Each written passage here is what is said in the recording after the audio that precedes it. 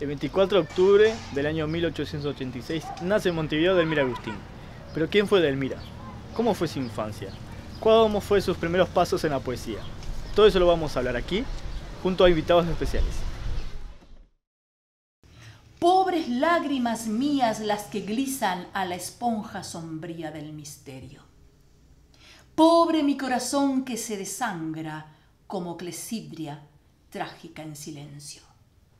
Pobre mi alma tuya acurrucada en el pórtico en ruinas del recuerdo, esperando de espaldas a la vida que acaso un día retroceda el tiempo. Bueno, buenas tardes, gracias por recibirnos y en este momento vamos a hablar un poco sobre Delmira Agustín. La primera pregunta sería, ¿quién fue Delmira? Bueno, gracias por haberme invitado, gracias por confiar en mí y te prometo dejar lo mejor que tengo en este momento respecto a Delmira Agustini. ¿Sabes qué? ¿Quién fue Delmira Agustini? A mí me parece que fue una especie de Berenice de la literatura. ¿Sabes qué? Uno de los hombres que mejor habló, a mi criterio, de Delmira Agustini, se llamó Alberto Zunfelde. Y este señor dijo que si ella hubiese vivido en tiempos antaños, hubiese sido la Berenice de todos los mitos, vale decir, una musa inspiradora de los mejores poetas, que además significa la que es valiente y va adelante. Entonces, linda tu pregunta, me cambiaste todos los planes porque me acordé de ello para decir que sí, que me parece que fue una mujer genial. Eso por un lado. Pero claro, se ha estudiado mucho sobre ella, se ha dicho mucho y se ha construido mucho mito respecto a ella. Quisiera, para decir quién fue Delmira Agustini, situarla en la sociedad de su tiempo. Porque el 1900 uruguayo fue un tiempo muy especial en el Uruguay. Vamos a dejar todo el crecimiento político que vino después con determinados gobiernos que apuntaron mucho al crecimiento de nuestro país, pero sí focalizarnos un poquito en lo que fue Uruguay en ese momento, porque hablar de Uruguay en el 1900 era hablar solo de Montevideo. Y una sociedad muy burguesa, donde lo que nosotros conocemos es ese centro montevideano que está en torno a la plaza matriz de Montevideo, con todo su glamour que mantiene, aquella puerta de la ciudadela viendo pasar el tiempo, como dice la canción de Ana Belén, ¿no?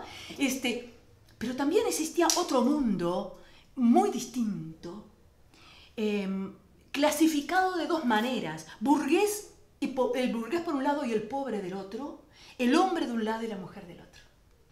Y tú sabes que Arturo Sergio Vizca tiene un estudio sobre Delmira Agustini que a mí particularmente no me gusta, porque lo que hizo él no, pero sí se hizo y él también lo hizo, no fue el responsable, publica toda la correspondencia íntima de Delmira Agustini. Y entonces ahí sí se muestra cómo Delmira Agustini fue una mujer genial en ese sentido. Porque tuvo que convivir con esta sociedad, fue una niña criada por una madre muy autoritaria y muy rígida, más que el padre, pero que la apoyó desde siempre, inclusive ante el divorcio, ante la necesidad del divorcio, porque después de casarse se viene a las pocas semanas a su casa y también fue apoyada. Entonces, en esa sociedad surge una mujer que Rubén Darío, que está en uno de tus planteos, dice de ella. Porque en el último libro que publica Delmira Agustini, Los cálices vacíos, que podemos saber alguna cosita para tratar de mezclar, de combinar y de justificar un poquito su poesía con su vida, que es muy arriesgado porque nunca sabemos, porque es lírica, y nosotros con la lírica no sabemos lo que pasó por dentro, sabemos lo que leemos solamente. Pero es bien interesante. Dice Rubén Darío, yo seleccioné aquí porque no lo sé de memoria. En el prólogo a Los cálices vacíos dice Rubén Darío de ella. Y un poco para ir respondiendo a tu pregunta. Dice, una criatura genial. Quizá la única genial de cuántas mujeres han escrito en nuestra lengua después de Santa Teresa. Santa Teresa, una escritora española, que vayan a leerla después. Van a ver qué similitudes tiene con Delmira Agustini, era una monja. Y entonces, esa mujer genial es la que yo creo que es Delmira Agustini. Hija de Santiago Agustini y de María Murtfeld, Delmira Agustini nació en una familia burguesa. Recibió su educación primaria en su hogar mediante maestros particulares. Su madre tenía un carácter autoritario, dominante en el círculo familiar. Esta marcó en gran parte la personalidad de Delmira. Porque la poesía de Delmira Agustini parece una poesía muy sensual, y es. Muy erótica, y es. Pero es una poesía muy dolida, como fue ella. Una mujer dolida en el sentido en que no tuvo la posibilidad de vivir lo que su vida le permitió. De expresarse tal cual quería. Preparadme una barca como un gran pensamiento. La cargaré de toda mi tristeza y sin rumbo iré como la rota corola de un nelumbo por el sobrehorizonte líquido de la mar. Entonces, Delmira Agustini, siendo una adolescente, ya aflora al amor. Dice Zunfelde que ella vive un amor que si decimos que es platónico nos quedamos con muy poco, que si decimos que es real nos quedamos con muy poco, que si decimos que es un amor que tiene una connotación religiosa estamos alejados de lo que es ella. Y realmente tiene razón Zunfelde, porque viene a mostrar un amor que va más allá de cualquier realidad. Que yo no sé si ya te recordé, si te cité este poema donde ella dice que la oración del alma no cabe en ningún templo. Sí. ¿No?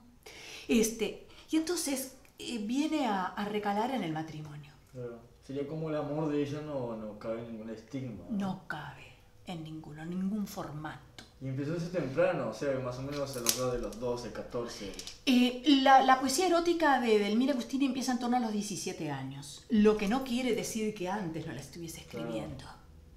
Claro. Y entonces, fíjate que ella nace en el 886 y en 1909 ella ya está publicando su primer libro donde es poesía erótica. A los 17. Joven. Joven. Después en el 10, en 1910, publica el otro. Y en 1913 publica Los cálices vacíos, que es un poema de intenso erotismo. Y a esa corta edad, ya para ser una mujer y joven. En ese tiempo. Cuando nosotros leemos, a veces nos despojamos de esa realidad. Entonces, es como dice Clarisa Pincola. Nosotras las mujeres venimos con una mujer salvaje adentro que no la podemos frenar. Se domestica socialmente, claro, pero no la podemos frenar. Los cálices vacíos es un título que a mí me gusta mucho porque si tú me preguntaras quién fue Delmira Agustini, yo te diría que fue casi un cáliz vacío. Porque el cáliz está para recibir todo el vino, pero ese está vacío. Joya de sangre y luna, vaso pleno, de rosas de silencio y de armonía, nectario de su miel y su veneno, vampiro vuelto mariposa al día. Pero a mí me parece que Delmira Agustini es un mito porque dice lo que nosotros queremos escuchar. Porque ¿quién no quiere escuchar poesía erótica? No nos vamos a engañar. Y en aquel entonces supongo que ella era la portavoz. Por favor. Yo no leo obscenidades, dijo alguien cuando leyó sus poemas. Entonces, pero a mí me parece que ella sigue, porque es mucho más conocida su poesía que la de María Eugenia Ferreira, pero mucho más conocida, porque trata del mito de su tragedia, pero además porque es una poesía muy espontánea. ¿Sabes qué? Yo no la veo como una poesía perfecta. Y en estos 4 o 5 días que anduve viendo cómo iba a ofrecerles lo que ustedes me habían demandado, empecé a ver esa evolución. ¿Y qué puedo notar? Que a veces hay poemas de su primer libro que son tan perfectos como los de su último libro. Y este último, de Los cálices vacíos, tiene imperfecciones que tienen los otros. Como no hubo un crecimiento en una teoría literaria. No hubo una evolución en su estilo. Que sí lo tuvo María Eugenia Ferreira, porque tenía a su hermano, que era filósofo, investigador, ensayista, de su lado, claro, que fue el que después publicó la mayoría de sus libros de María Eugenia, porque sabía que valían. Y la generación, tendríamos que acordar ¿De qué hablamos cuando hablamos de una generación literaria? Porque tendríamos que tener en cuenta que para hablar de una generación literaria tendríamos que decir que es el grupo de escritores que publican sus obras en un tiempo y en un espacio. Y en consecuencia están naciendo también en un tiempo y en un espacio de un periodo de los 15 años de una generación para determinarla. ¿Qué características tuvo la generación del 900? Que todos fueron intelectualmente muy dotados. Si bien había un egocentrismo en todos ellos, porque Montevideo en ese momento se llamó la ciudad de los círculos, porque en cada café se reunían algunos de ellos donde había un cacique, que era un escritor, un cabecilla, como lo llamaban. Acá estaba Julio Herrera y Reisic. Y para que veas qué egoístas y qué intelectualmente distintos era el grupo de Julio Herrera, que en la entrada de su altillo, que era una casita, una pieza, un cuchitril allá arriba, que apenas entraban, húmedo y feo, él tenía, como si dijera bienvenidos a la ciudad de Montevideo, él decía, prohibida la entrada a los uruguayos. En el centro de la ciudadela estaban otros cafés, el Polo Bamba, por ejemplo, donde se reunían siempre algunos diferentes. Jefe de grupo fue Rodó, fue Quiroga, fue Florencio Sánchez. Pero las mujeres no tenían esa oportunidad. Entonces fueron creciendo como a la sombra. Y un poetazo de la generación es Julio Herrera y Reisic. Sin embargo, Delmira Agustini dice lo que nosotros queremos escuchar y va cruzando los pretiles del tiempo. Y Herrera, que tiene una poesía perfecta, que tendríamos que pasarnos 2 o 3 días viendo el estilo de Herrera y no terminaríamos nunca, no pasó, no cruzó el pretil de los tiempos, porque no dijo lo que queremos escuchar. Y este tipo de poesía, teniendo esas desventajas, que igual ellas leían mucho, porque por Montevideo entraba toda la información de Francia. Y a Montevideo también vino Rubén Darío, que es el maestro, el generador del modernismo. Es la primera vez que América Latina conquista Europa desde lo artístico, desde la literatura. Porque el modernismo es un movimiento literario que nace en América y va a conquistar Europa. Entra a Francia. Y Delmira, cuando llega el Rubén Darío a Montevideo, conoce a Delmira Agustini y escribe sobre ellas maravillas. Y él le prologa Los cálices vacíos. Él fue su brújula, él fue su norte. Independientemente de que también llegaba a lo de Delmira Agustini la prensa francesa. Ella también fue una estudiosa, pero no de ese diálogo que tenían los hombres y que lo podían hacer. Entonces en esa sociedad encorsetada es que estalla como fuego artificial la poesía espontánea de Delmira Agustini. Bueno, fue un gusto para nosotros venir acá, invitarle a que aceptara sobre todo, y más que nada sobre la cantidad de datos, de información que estoy seguro que no podríamos conseguirlo a través de internet o leer un libro en tan poco tiempo. Así que por eso fuimos a buscar a alguien que sepa el tema y es un gusto para nosotros estar acá y entrevistarla.